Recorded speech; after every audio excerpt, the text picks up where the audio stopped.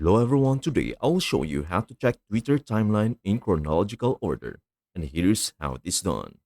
Now, let us open on the Twitter or the X app, and you have a couple of different options. At the very top, you can see For You and Following.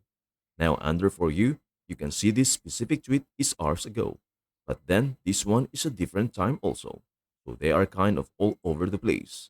They are not in chronological order. In this feed, basically, you can tap on the little home screen and it will refresh it.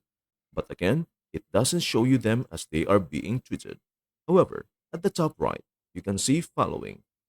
I can switch over to that, and this does show you all of those tweets in chronological order.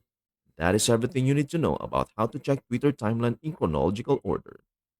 Before we end, may I humbly ask you a favor? Please do like, share, and subscribe to our channel.